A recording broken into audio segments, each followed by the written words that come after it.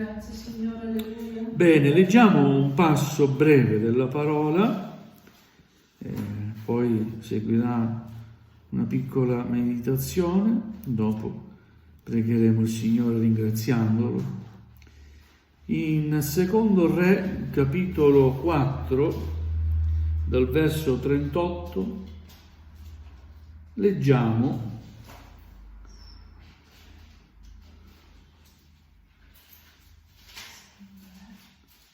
quanto Eliseo ha compiuto in favore dei suoi discepoli. Secondo Re, capitolo 4, dal verso 38. Secondo Re, capitolo 4, dal verso 38, leggeremo la minestra risanata. Alleluia. Alleluia, gloria al Signore. A Dio va la lode e la gloria.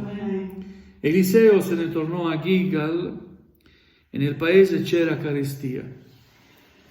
Mentre i discepoli dei profeti stavano seduti davanti a lui, egli disse al suo servo: metti la pentola grande al fuoco e cuoci una minestra per i discepoli dei profeti. Uno di questi uscì fuori nei campi per cogliere delle erbe. Trovò una specie di vite selvatica, ne colse delle colonquintidi e se ne riempì la veste. Al suo ritorno le tagliò a pezzi nella pentola dove era la minestra, perché non si sapeva che cosa fossero.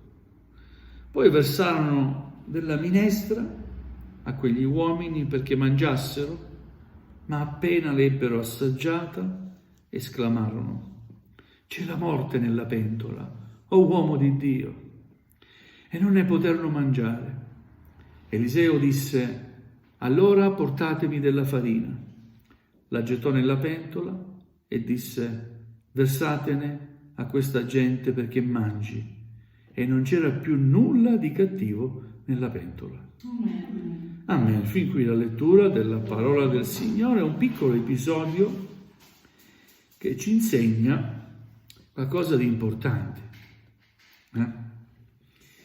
Gloria al Signore.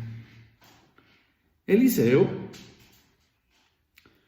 tornò a Gilgal, dove abitava, e leggiamo: nel paese c'era carestia. C'era un periodo di difficoltà, non si trovava nulla da mangiare,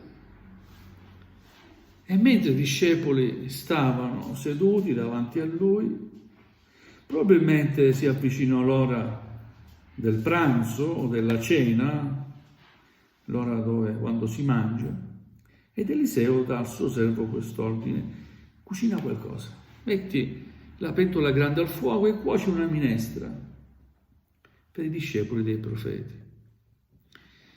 Ma non disse: va fuori a cercare da mangiare. Dava per scontato che c'era qualcosa da mangiare. Amen? Quindi l'esortazione, l'ordine, la richiesta è chiara: metti la pentola grande al fuoco e cuoci una minestra per i discepoli dei profeti. Dobbiamo mangiare, cuoci qualcosa. Uno di questi uscì fuori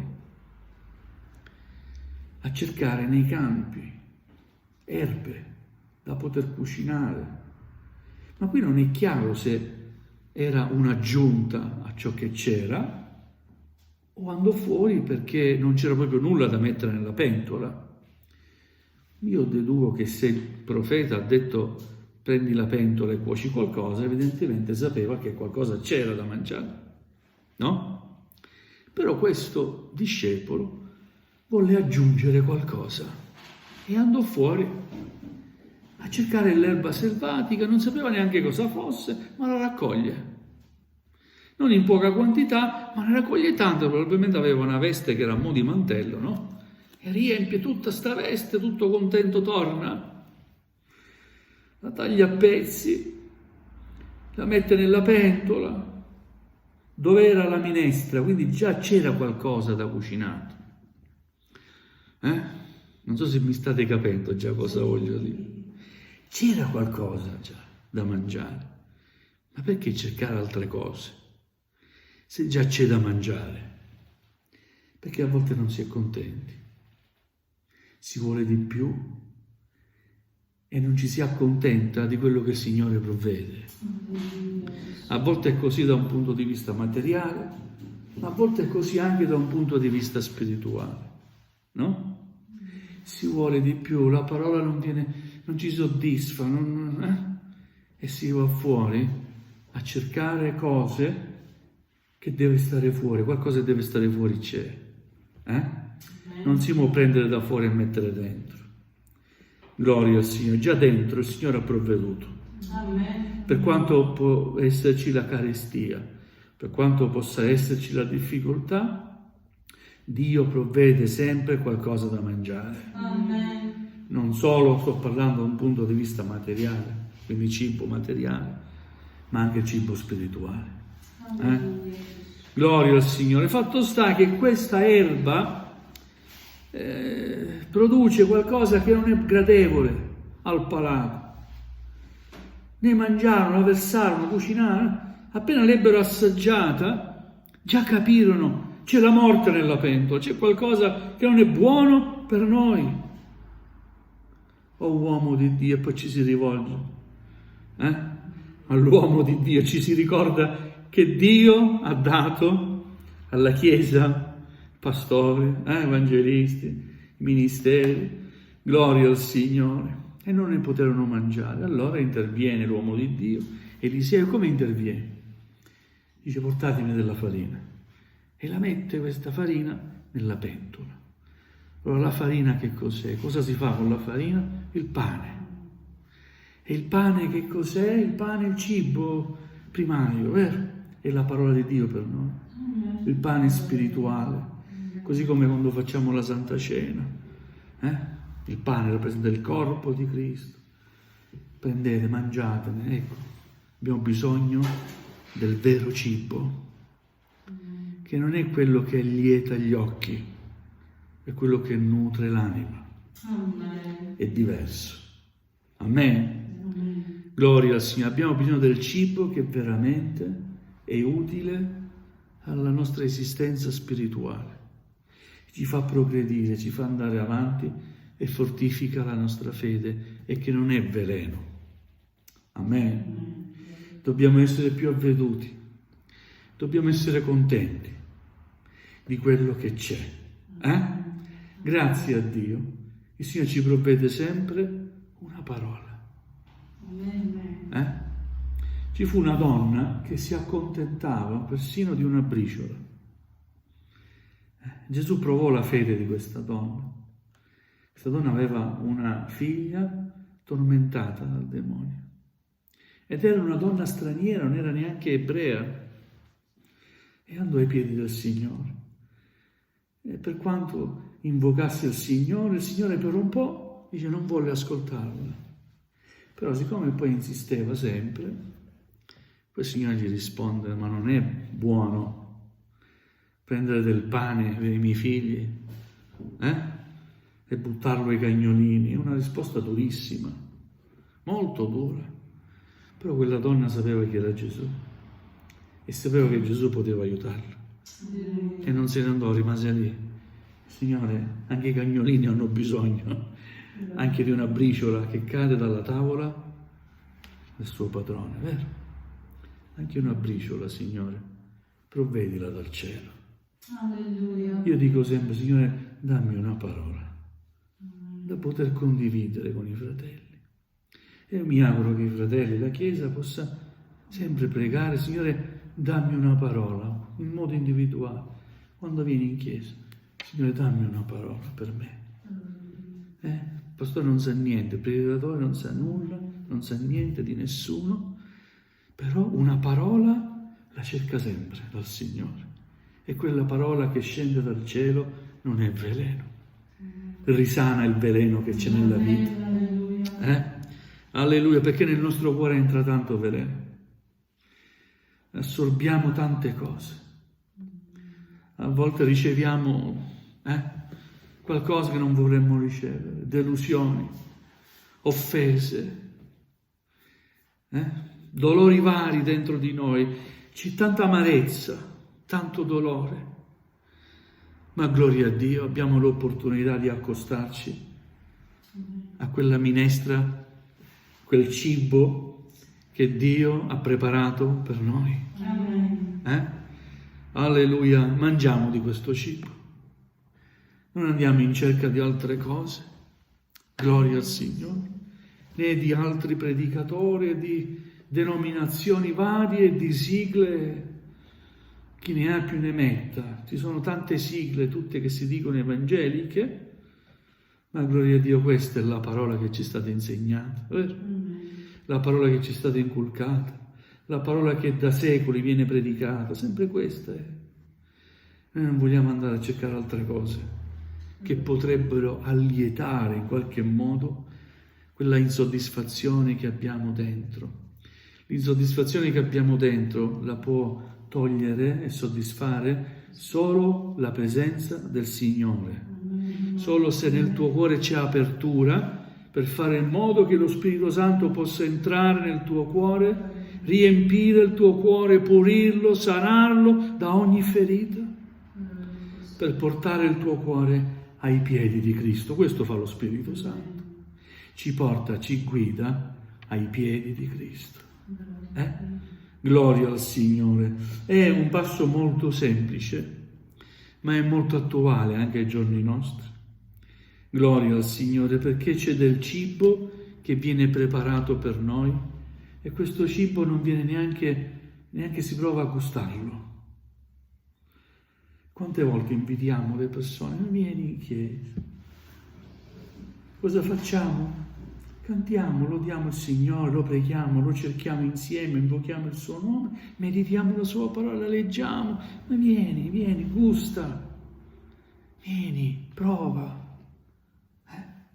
Anche i credenti che a volte hanno iniziato, hanno conosciuto il Signore, sono battezzati, e poi per cause più svariate che ci possono essere, a un certo punto si allontanano dalla fede, si allontanano dalla Chiesa, incolpando Tizio, Caio, dichiarandosi delusi. Ma che cibo hai mangiato? Oltre quello che ti è stato dato, che cibo hai mangiato? E poi scopri che noi indagando, ma chiedendo, parlando, che oltre a frequentare le nostre chiese sono anche andati in altri posti dove erroneamente si pensa che la parola sia tutto uguale, ma la parola, credetemi, non è tutto uguale. Gloria al Signore. C'è chi aggiunge e si aggiunge tanto. C'è chi toglie anche e c'è anche chi modifica. Noi vogliamo amare la parola di Dio e riceverla così com'è. Amen. Cielo e terra passerà, ha detto Gesù, ma non la mia parola. Noi meditiamo sempre su questa parola. Passano gli anni, si diventa più moderni, ma noi a questa parola non vogliamo mai rinunciare. Perché è l'unica cosa che sembra attuale. La parola ci avvicina a Cristo, anzi la parola, questa letterale, no, ma il contenuto, lo spirito della parola è Cristo vivente, Lui è parola vivente. Quindi ricevendo la parola del Signore, interiorizzandola, arrendendoci allo Spirito Santo, l'anima nostra viene nutrita, e viene nutrita di cibo sano, succulento, amen, che dà sostanza alla vita. E allora sì che cresciamo spiritualmente, sani e forti, perché il cibo è sano. Gloria a Dio. E il cibo è la parola di Dio. Portatemi la farina. La gettò nella pentola e disse: versatene a questa gente perché mangi. E non c'era più nulla di cattivo nella pentola. Il veleno, quello che poteva avvelenare, non c'è più, perché quella farina che apparentemente era farina ma era il modo per far comprendere anche ai discepoli che il vero pane è quello che viene da Dio. Non c'è bisogno di cercare fuori, perché Dio ci ha provveduto ogni cosa in casa sua. Amen? E allora, se c'è qualche insoddisfazione, qualche malessere spirituale, non guardare agli altri, non si può guardare agli altri, bisogna guardare dentro noi stessi e confrontarsi davanti alla presenza di Dio ed essere sinceri davanti a Dio. Perché non vengo soddisfatto, Signore? E il Signore ti farà capire il motivo. Alleluia. Sapete, una volta, prima di andare in chiesa, prima di uscire di casa, si pregava.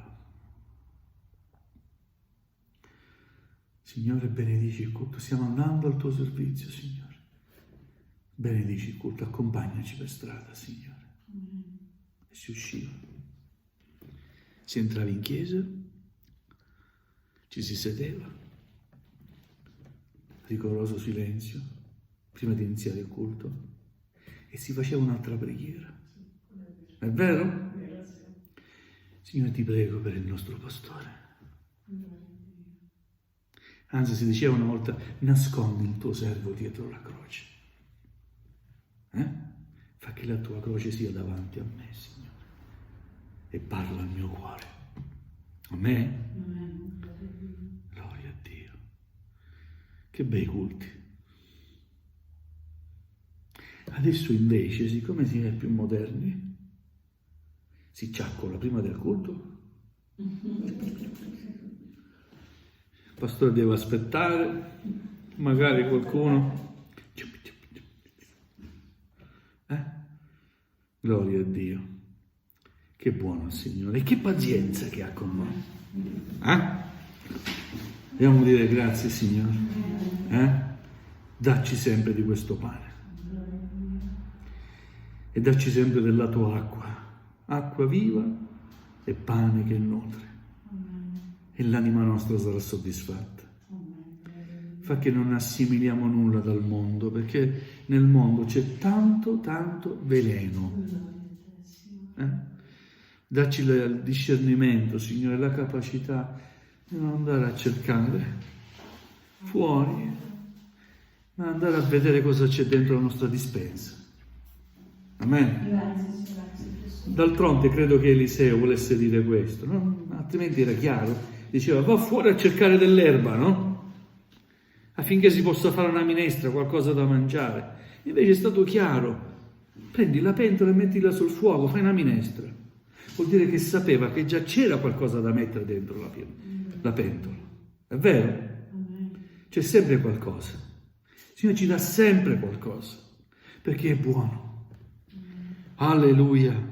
E anche in questa sera, anche se è una piccola meditazione, credo che il Signore stia parlando al nostro cuore.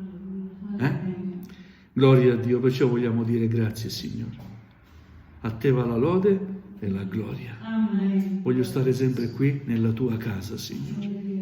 Una cosa ho chiesto all'Eterno, e quella di cerco, che io abiti nella casa del Signore per lunghi giorni. Amen. Vogliamo chinare il nostro capo, ringraziare il Signore. Alleluia.